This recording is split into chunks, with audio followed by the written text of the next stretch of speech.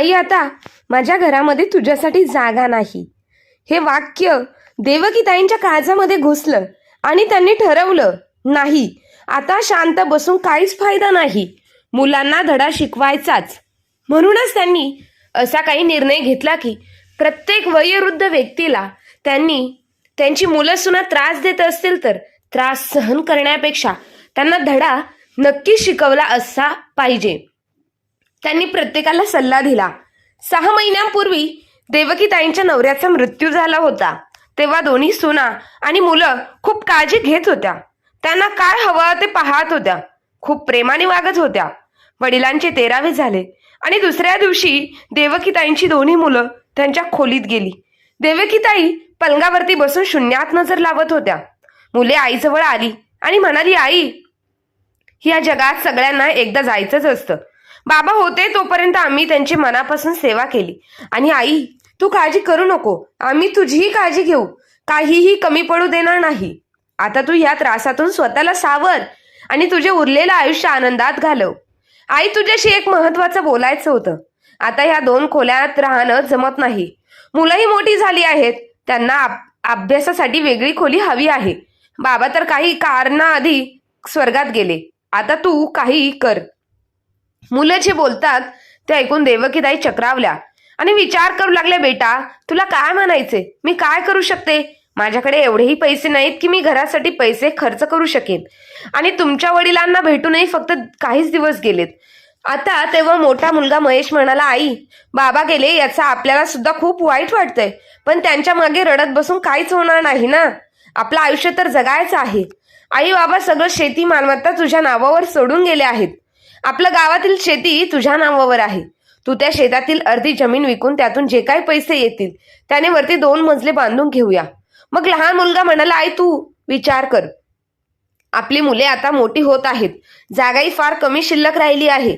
आणि कधी कधी तर मुलांचे विचित्र मित्र येतात आणि जेव्हा त्या दोघांचा वाढदिवस साजरा करतो तेव्हा जागा नसल्यामुळे त्यांना अपमानित व्हावं लागतं. त्यांच्या एवढ्या आग्रहानंतर देवकीताई विचारात हरवली आणि त्या विचार करू लागल्या, आज नाही तर उद्या हे सगळं मुलांचंच होणार आहे.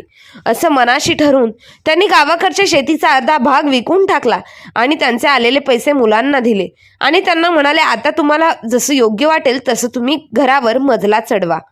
दोघांनीही घराच्या वर 2 मजले चढवले. नंतर काही दिवस निघून गेले आणि एके दिवशी त्यांचा मोठा मुलगा त्यांच्या जवळ आला आणि म्हणाला, आई, आता तुझी तब्येत ठीक नाही, त्यामुळे आता तुला शेती आणि बाकीच्या पैशांची काय गरज आहे? या म्हातारपणात तुझ्या जबाबदाऱ्या तुझ्या मुलांवर सोपव आणि आरामात सुनांच्या हातातून तुझी सेवा करून घे. थाटात बसून सुनांवर आदेश सोड. तेव्हा देवकीताई म्हणाले, बेटा, तू हे काय बोलतोयस? मी कुठे पळून जाणार आहे का? तेव्हा त्यांचा लहान मुलगा गणेश आणि सचिन आणि वंश यांचा हात धरून आला आणि म्हणाला, आई, उद्या या दोघांचा वाढदिवस आहे आणि आम्हाला वाटतं तू त्यांना अशी भेटवस्तू द्यावीस जी कोणत्याही आजीने आपल्या नातवांना काही दिलं नसेल. तेव्हा देवकीताई म्हणाल्या, हो बेटा, मला पण यांचा वाढदिवस खरंच लक्षात राहणारा पाहिजे, पण मी काय करू? एखादी छान भेटवस्तू देऊ शकत नाही. तेव्हा मोठा मुलगा म्हणाला, आई, फक्त तू त्यांना एक अविस्मरणीय भेट देऊ शकतेस. असं म्हणत तो त्यांच्या आईसमोर कागद ठेवून म्हणाला, आई, तुला जास्त काही करायचं नाही, फक्त या कागदांवर सही कर. आई म्हणाली, अरे बेटा, ह्या कागदांवर काहीतरी इंग्रजीत लिहिले. तुझे वडील नेहमी सांगायचे, सही करण्याआधी कागद नीट वाचायला पाहिजे, कारण फसवणूक होते. तेव्हा मुलं म्हणायची, आई, ही फसवणूक अनोळखी माणसांबरोबर होते. इथे तर कोणीतरी तुझ्याशी फसवणूक करणार आहे का? हो, खरं बोलते मी. देवकीताईंनी कागदपत्रांवर सह्या केल्या, पण सही केल्यानंतर त्यांना वाटलं, बघूया, मुलांना विचारून घेऊया, हे कागदपत्र काय आहेत. मग त्यांनी विचारलं, बेटा, हे कागदपत्र काय आहेत? तेव्हा त्यांचा मोठा मुलगा महेश हसत म्हणाला, आई, या कागदपत्रांवर लिहिलंय की तू गावाकडील जमीन आमच्या नावावर केली आहे. हे ऐकून देवकीताईंना मोठा धक्का बसला. किती हुशारीने त्यांच्या मुलांनी त्या कागदपत्रांवर आपली सही घेतली आहे. मग त्यांनी विचार केला की खरंच तर त्यांचा मुलगा खोटं बोलत नाहीये ना. मी या वयात शेती आणि बाकीच्या मालमत्तेचं काय करणार? आणि जर मी आता माझी शेती मालमत्ता त्यांना दिली तर काय होणार? आता मी आरामात बसून माझ्या मुलांपासून आणि सुनांपासून माझी सेवा करून घेईन. त्या दिवशी सकाळी सकाळी देवकीताई जवळच्या पार्कमध्ये फिरायला गेल्या होत्या. तिथे बसून थोडा वेळ त्यांनी त्यांची मैत्रीण यशोदाशी गप्पा मारल्या आणि जेव्हा त्या घरी परत आल्या तेव्हा त्यांनी पाहिलं घरात कोणीच नव्हतं. घराचा सगळाच नकाशा बदललेला होता. स्वयंपाकघरात सगळं सामानही गायब होतं. एका क्षणाचाही त्या घाबरल्या आणि मुलांना आवाज देऊ लागल्या. तेवढ्यात वरच्या मजल्यावरून मोठ्या सुनेचा आवाज आला. काय झालं आई, एवढं का ओरडताय? आम्ही दोघींनी आमचं स्वयंपाकघर वेगळं केलंय आणि वरच्या मजल्यावर राहायला आलो आहोत सामान घेऊन. काय झालं? दोघींनी स्वयंपाकघर वेगळं केलं मला न विचारता? पण ठीक आहे, आता त्यांनाही त्यांच्या मनाप्रमाणे जगायचं आहे. आपल्याला काय करायचं? आपल्याला फक्त 2 वेळची भाकर वेळेवर दिली. बघा, देवकीताई सुनबाईला म्हटलं, सुनबाई तू कामात व्यस्त असशील ना, तर मी वर येते असं म्हणत देवकीताई वरच्या मजल्यावर गेल्या. तेव्हा देवकीताई वर पोहोचल्या आणि खोलीत पाऊल टाकताच मोठी सून जोरात ओरडली, आई तुम्हाला दिसत नाही का? सगळं घर घाणेरडं केलंय. आता मी सगळं घर पुसून स्वच्छ केलं होतं. थोडं तरी सुद्धा स्वच्छ ठेवायला हवं होतं ना. मनीषाच्या तोंडातून हे देवकीताईंचं मन हदरलं. त्या अडकळत म्हणाल्या, सुनबाई मला खूप भूक लागलीये. जर माझ्यासाठी नाश्ता बनवला असशील तर छान होईल. तेव्हा मनीषा रागानेच म्हणाली, आई. त्यांना पाहून तेव्हा देवकीताई म्हणाल्या, मी वरती येऊन घरकाम करणार नाही, तू माझ्यासाठी खाली जेवण पाठवून दे. तेव्हा मनीषा म्हणाली, हे बघा आई, अजून मी काही खायला बनवले नाही. वरती जा आणि तुमच्या लहान सुनेला विचारा, तिने काही बनवलं असेल तर ती तुम्हाला देईल. अगं सुनबाई, एवढ्या पायऱ्या चढून माझा श्वास छातीला निघतोय, तू काही दिलं तर? आई मला सध्या खूप कामे आहेत, सगळं सामान व्यवस्थित लावायचं आहे, भाकरी बनवायला पण वेळ नाही म्हणत ती बोलून निघून गेली. देवकीताई नाईलाजाने काहीतरी कारणाने पायऱ्या चढत लहान सुनेकडे गेल्या आणि पाहिलं तेव्हा ती सुद्धा घरातल्या कामात व्यस्त होती. त्यांनी तिला आवाज दिला आणि जेवायला बोलवलं. तेव्हा गीता म्हणाली, आई मी अजून भाकऱ्या बनवल्या नाही, रात्रीच्या भाकऱ्या शिल्लक आहेत, तुम्ही त्याच खा. देवकीताई रात्रीच्या 2 शिळ्या पोळ्या, भाकऱ्या आणि हिरव्या मिरचीचा ठेचा घेऊन उदास होऊन खाली आल्या. पण त्यांना समजत नव्हतं, दिवसभर त्यांच्या मागे पुढे आई आई म्हणून सेवा करणाऱ्या सुना आज एवढ्या वेगळ्या का वागत आहेत. त्याच वेळेस त्यांची मुलगी सृष्टीचा कॉल आला. आई कशी आहेस? तू जेवण वेळेवर करतेस ना? तेव्हा देवकीताई म्हणाले, मी एकदम ठीक आहे. तुझे दोन्ही भाऊ आणि वहिनी माझी खूप काळजी घेतात. तू माझी काळजी करू नकोस. मला इथे कुठल्याही गोष्टीची काहीही कमतरता नाही. तुझी वहिनी आत्ताच गरमागरम जेवण करून गेली आहे. आता मी जेवण करते, नंतर बोलू तुझ्याशी. असं बोलत असतानाच देवकीताईंचे डोळे भरून आले अश्रूंनी आणि गळाही भरून आला. त्यांना त्यांच्या मुलीचं मन दुखवायचं नव्हतं म्हणून त्यांनी लगेच कॉल कट केला. मनात नसतानाही त्या शिळ्या भाकरी खात होत्या. काही दात खराब झाल्यामुळे त्यांना ती शिळी भाकरी चावणंही जमत नव्हतं. त्यांनी मनातल्या मनात विचार केला, आज त्या त्यांच्या दोघांच्या मुलं महेश आणि गणेश यांच्याशी ह्या विषयांवर बोलत होते. दुपार झाली होती पण देवकीताई अजूनही दुपारचं जेवण खाण्याची वाट पाहत होत्या. जेव्हा कोणीही जेवण घेऊन खाली आलं नाही तेव्हा थकून देवकीताईंनी आवाज दिला, सुनबाई मला खूप भूक लागलीये, जेवायला तरी दे. पण कोणीही काहीही उत्तर दिलं नाही. थोड्या वेळानंतर त्यांनी परत आवाज दिला. 5-6 वेळा आवाज दिला तरी कोणी आले नाही. तेव्हा थकून त्या वरती आल्या. तेव्हा मोठी सून मनीषा नाक फुगून 2 भाकऱ्या आणि भाजी डिस्पोजल प्लेटमध्ये ठेवली आणि जसे विकणाऱ्याला जेवण वाढले आहे भिकाऱ्याला त्याचप्रमाणे देवकीताईंना जेवण दिलं. सुनेच नाही असं वागताना देवकीताईंना आश्चर्य वाटलं. त्या विचार करत होत्या, आज दोन्ही सुनं माझ्या 2 वेळच्या भाकऱ्याही त्यांना जड वाटतात. शेवटी एका दिवसात असं काय झालं? अजूनही त्या विचारात हरवल्या होत्या. तिथेच त्यांचं लक्ष बाहेरून घरात येणाऱ्या त्यांच्या लहान मुलांकडे गेलं. त्याच्या मागे मोठा मुलगा पण येत होता.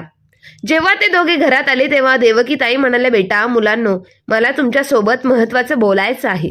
तेव्हाच लहान मुलगा म्हणाला, आई तुला जे काय बोलायचं आहे ते नंतर बोल, मी आत्ताच खूप थकून आलोय. मोठा मुलगा सुद्धा म्हणाला, आई तुला तर काहीच काम नाही, असं आम्ही थकून आलोय आणि येताच तू एवढं बोलून दोघेही निघून गेले. देवकीताई बारीक तोंड करून तिथेच बसून राहिल्या. त्यांना रात्रभर झोप आली नव्हती.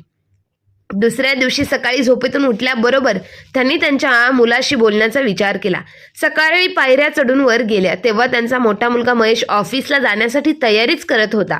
तेव्हाच त्याची बायको मनीषा तोंड पाडून म्हणाली, अहो ऐका, तुमची आई आली आहे. देवकीताई हे ऐकून थकून म्हणाल्या, ही काय पद्धत आहे सुनबाई, मी तुझी कोणीही नाही का? तेव्हा महेश म्हणाला, आई त्यात काय राग एवढा कशाला येणार? नंतर देवकीताई म्हणाल्या, बेटा काय झाले? कालपासून सुनबाईचं वागणं बदललंय आणि तूही असं वागत आहेस. काय झालं? काय आई, तू सकाळी सकाळी काय नाटकं करत आहेस? छोट्या छोट्या गोष्टींवर भांडणं कसं करायचं ते कोणी तुझ्याकडूनच शिकावं. तेव्हाच त्यांची सून ओरडली, ऐकलं का? आता जा इथून निघून, नाश्ता करू द्या यांना. देवकीताई उठून उभ्या राहिल्या. सुनेचं जोराचं बोलणं ऐकून त्यांचे हातपाय थंड झाले होते. त्यांना असं वाटत होतं जणू काही वाईट स्वप्न पाहून जाग्या झाल्या आहेत. देवकीताई खूप रागावून मोठ्या सुनेच्या खोलीतून बाहेर पडल्या. त्या खूप घाबरल्या होत्या, पण त्यांना भूक पण लागली होती. त्यामुळे धीर धरून वरच्या लहान सुनेकडे गेल्या. दरवाजा उघडाच होता. त्यांनी आवाज दिला, पण कोणी काहीच ऐकलं नाही. मग त्या खोलीत जाऊन बसल्या. त्यांचा मुलगा गणेशने त्यांना पाहिलं आणि स्वयंपाकघरात 2 भाकऱ्या घेऊन त्यांना दिल्या. देवकीताईंनी भाकरीचा घास तोंडात टाकला होता तेव्हा लहान सुनेने गीता खोलीतून बाहेर आली आणि देवकीताईंना पाहून म्हणाली, आई तुम्ही इथं कशा येऊन बसलात? सुनेच्या तोंडून असा प्रश्न ऐकून देवकीताईंच्या डोळ्यांतून अश्रू येऊ लागले. इकडे काय म्हणतेस? आता मनीषा सुनबाई म्हणाली की इथे येऊ नकोस तू, पण मला बोलशील तर मी कुठे जाणार? आईचे असे म्हणणे ऐकून गणेश म्हणाला, आई तू आधी जेवण कर, मग नंतर बोलूया. गणेशला त्याच्या आईशी प्रेमाने बोलताना पाहून लहान सून गीता त्याला रागाने पाहू लागली, पण त्यावेळी तिने काहीच बोललं नाही. दुसऱ्या दिवशी जेव्हा देवकीताईंनी त्यांच्या मोठ्या मुलाला महेशला औषधं आणायला सांगितले तेव्हा मोठी सून मनीषाने स्पष्टपणे सांगितलं होतं, आम्हाला आमचे खर्च पूर्ण करायचे नाहीत. मग आम्ही तुमचे खर्च कसे उचलणार? प्रश्न फक्त 2 भाकऱ्यांचा असता तर चाललं असतं, पण तुमचे खर्च कमी नाहीत. कपड्यांचा खर्च, औषधांचा खर्च, खाण्यापिण्याचा खर्च सगळा भारीच आहे. नाही रे बाबा, आम्ही एवढा खर्च करू शकत नाही. आता देवकीताईंना मोठ्या सुनेकडे जाऊन जेवण मागणं बंद केलं होतं. आता 3 वेळेचं जेवण लहान सून गीताकडे करावं लागत होतं. काही दिवस असंच चाललं. एके दिवशी देवकीताईंचं जेवण करण्यासाठी त्यांच्या लहान सुनेकडे जात होत्या तेव्हा त्यांना लहान सून गीताचा आवाज आला. ती तिच्या पतीसोबत भांडण करत होती. काही शिकायचं तर तुमच्या मोठ्या भावाकडून आणि वहिनीकडून शिका. त्यांनी तर आपलं अंग काढून घेतलं आहे आणि आपल्या अंगावर तुमच्या आईचं ओझं टाकलं आहे. आपले खर्च आधीच कमी आहेत का? तेव्हाच गणेश म्हणाला, तू बरोबर बोलतेस गीता, दादा आईची जबाबदारी घेत नाहीये, त्यामुळे आईचं सगळं ओझं आपल्यालाच का सांभाळायचं? मी मोठ्या भावाशी बोलून आईला वृद्धाश्रमात पाठवण्याची व्यवस्था करतो. बिचारी देवकीताई हे ऐकताच त्यांचे पाय दडपले आणि त्या तेथून खाली परत आल्या. आता कोणत्याही मुलाकडे किंवा सुनेकडे परत जाण्याची त्यांना थोडीही हिंमत उरली नव्हती. आज त्यांची सहनशक्ती कमी होत चालली होती, कारण आता त्यांना जेवण देणं तर दूरचीच गोष्ट, त्या घरात त्यांना कोणाला भेटायला सुद्धा आवडत नव्हतं. सगळ्यांनी एकट्याला नाकारल्यानंतर ती अंगणातल्या खाट्यावर बसून राहायची. सगळ्यांचं अंगणातून येणं जाणं चालूच होतं, पण कोणाजवळही एवढा वेळ नव्हता की थोडा वेळ त्यांच्या म्हाताऱ्या आईजवळ जाऊन बसावं. जेव्हा मुलांनी आणि सुनांनी त्यांची जबाबदारी सोडून दिली तेव्हा ती त्यांच्या नातवांकडून काय अपेक्षा ठेवणार होती? शेवटी ते सुद्धा त्यांच्या आईवडिलांच्या पावलांवर पाऊल टाकूनच चालले होते. इतक्यात मोठ्या कुटुंबात असूनही देवकीताई एकटेपणा आणि उपासमार सहन करत होत्या. आज काहीच न खाता बाबा पार्कमध्ये फेरफटका मारायला निघून गेले तेव्हा त्यांची मैत्रीण लक्षात आलं की आज खूप गप्प होत्या. थोड्या वेळ त्यांनी विचार केला त्या स्वतः येऊन सांगतील, पण जेव्हा देवकीताई काहीही बोलल्या नाहीत तेव्हा यशोदाने देवकीला काळजीचं कारण विचारलं तेव्हा देवकीताई अश्रू भरल्या डोळ्यांनी म्हणाल्या, काय सांगू यशोदा, जेव्हा मी मुलगी जन्माला दिली तेव्हा असं वाटलं की आमच्या डोक्यावर खूप मोठं ओझं आहे, कारण आम्हाला तिच्यासाठी हुंडा जमा करावा लागेल, शिक्षण द्यावं लागेल आणि तिला दुसऱ्यांच्या घरी पाठवावं लागेल. पण जेव्हा मला एकानंतर 1-2 मुलं झाली तेव्हा मला खूप आनंद झाला आणि त्यांच्या वडिलांना तर अभिमानाने खूप मान वाटला होता. आम्हाला असं वाटत होतं की कदाचित मागच्या जन्मात आम्ही खूप पुण्य केले. कदाचित आम्ही मोती हिरे दान केले असतील, म्हणूनच ह्या जन्मात देव आमच्यावर कृपादृष्टी करत आहे. मला 2 मुलं झाली आणि मला तर असं वाटत होतं जसं मी गंगेत स्नान केले. मुलांबरोबर माझं म्हातारपण आरामात जाईल आणि माझी मुलं माझ्या म्हातारपणीची काळजी घेतील, काठी होतील. मी तर संपूर्ण आयुष्य या मुलांच्या आनंदात घालवलं. आज आपण मुलांवर जे काही खर्च करत आहोत तेच मुलं म्हातारपणात व्याजासह परत करतील. आपली सगळी जमा पैसे आपण मुलांना त्यांच्या पायांवर उभं राहण्यासाठी, त्यांना आत्मनिर्भर बनवण्यासाठी खर्च केले. एवढंच नाही तर आपण आपल्या तब्येतीकडेही दुर्लक्ष केलं. आता पतीच्या सोबत सुटलंय आणि तब्येत सुद्धा साथ देत सोडत आहेत. माझी 2 मुलं आहेत, पण ते माझ्या औषधांचा खर्च देखील उचलत नाहीत. आता तर त्यांना त्यांच्या म्हाताऱ्या आईसाठी 2 वेळचं जेवण देणंही भाग पडत नाही. सगळं काही सांगत असताना देवकीताईंच्या डोळ्यांतून अश्रू वाहू लागले. त्यांचा चेहरा रडून रडून गळा बसला होता. यशोदाताईंनी देवकीताईंना पाणी दिलं आणि त्यांना सांत्वन केली. म्हणाल्या, काळजी करू नकोस, सगळं व्यवस्थित होईल. त्यावर देवकीताई म्हणाल्या, माहीत नाही यशोदा, या वयात अजून काय काय पाहायचं आहे. भुकेने व्याकुळ झालोय, पण तरीही माझ्या शरीरातून प्राण गेले नाहीत. एवढं बोलून देवकीताई ढसाढसा रडू लागल्या आणि तिथे जमिनीवरती बसल्या. यशोदाताईंनी त्यांना धीर दिला आणि जवळच असलेल्या खुर्चीवर बसवलं आणि म्हणाले, हे बघ देवकी, तू असं हार मानलीस तर पुढे तुझी मुलं तुझ्यासोबत काहीच करणार नाही. पण तू जर धाडस दाखवलं आणि चुकीच्या विरोधात आवाज उठवलास तर तुझं उरलेलं आयुष्य तरी चांगलं जगू शकशील. त्यांच्या मैत्रिणींचं असं म्हणून देवकीताई विचारात पडल्या. नंतर म्हणाल्या, आता तू माझ्या बरोबर चल. यशोदाताई देवकीताईंना घेऊन एका हॉटेलमध्ये गेल्या आणि देवकीताईंना चांगलं जेवण घातलं. नंतर देवकीताई घरी परतल्या. त्या बराच वेळ विचार करत होत्या. संध्याकाळ झाली होती, पण देवकीताई त्यांच्या नशिबात दुपारचे जेवण पण नव्हते. मग त्या स्वतःला धीर देऊन जे थोडे पैसे होते ते घेऊन जवळच्या किराणा दुकानात गेल्या आणि एक बिस्किटचा पुडा घेऊन आपल्या संध्याकाळी आल्या घरी. संध्याकाळी त्यांची मुलगी सृष्टी तिच्या पतीसोबत देवकीताईंना भेटायला आली. तेव्हा देवकीताई पाण्यात बिस्किट भिजवून खात होत्या. सृष्टीला पाहताच त्या बिस्किटचा पुडा लपून म्हणाल्या, आज सृष्टी बेटा, तू कधी आलीस? तू तर येणार आहेस असं सांगितलंही नव्हतं. सृष्टी म्हणाली, आई, जेव्हा मी तुझ्याशी फोनवर बोलले होते तेव्हाच मला जाणवलं होतं काहीतरी नक्की तू माझ्यापासून लपवत आहेस. नक्कीच काहीतरी लपवत आहे, म्हणूनच मी तुला सरळ भेटायलाच आले.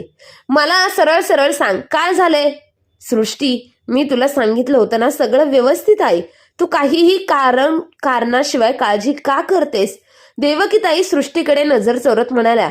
तेव्हाच यशोदाताईंचा आवाज आला, डोंबल्याची बरी आहे देवकी. सृष्टी बाळा, बरं झालं तू आलीस. मी तुला सांगते तुझी आई एक एक दिवस कसा काढत आहे.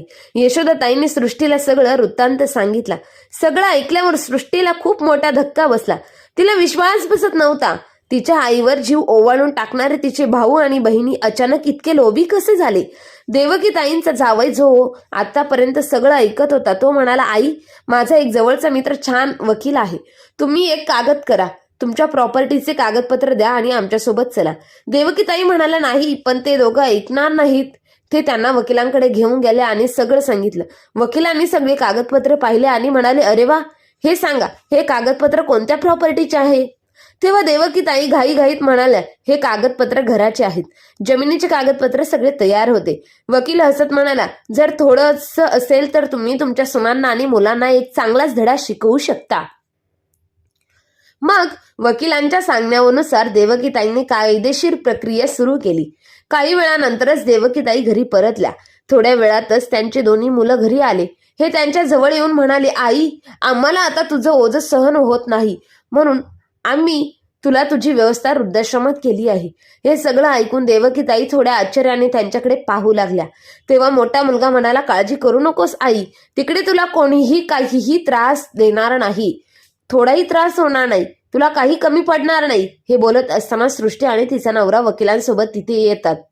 वकिलांना बघून सृष्टी आणि तिच्या नवऱ्याला पाहून दोघे सुना आणि मुलं चकित होतात.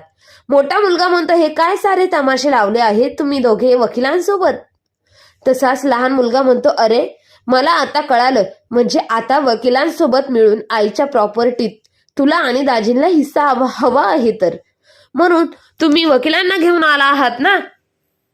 पण एक गोष्ट चांगल्या प्रकारे लक्षात ठेवा, ही सगळी प्रॉपर्टी आम्ही 2 भावांची आहे, त्यात तुला काहीच मिळणार नाही, हिस्सा मिळणार नाही.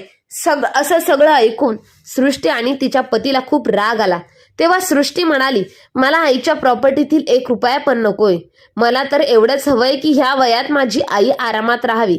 आणि ती आईला सोबत घेऊन जाणार होती, पण आई म्हणाली, मी माझ्या वयाच्या शेवटच्या श्वासापर्यंत बाबांच्या आठवणींसोबत ह्याच घरात राहणार आहे.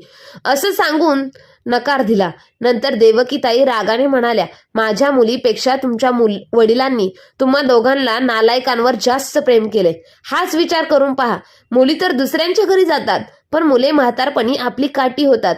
आज मला असं वाटतंय की आपण किती मोठी चूक केली. तुम्ही लोकांनी माझ्या जवळ काहीच पर्याय ठेवले नव्हते. जोपर्यंत सगळी शेती माझ्या नावावर होती तोपर्यंत माझ्या मागे मागे पुढे करत होतात सगळे, पण जेव्हा तुमच्या जबाबदाऱ्यांचा खऱ्या अर्थानं वेळ आला तेव्हा सगळ्यांनी हात मागे घेतले.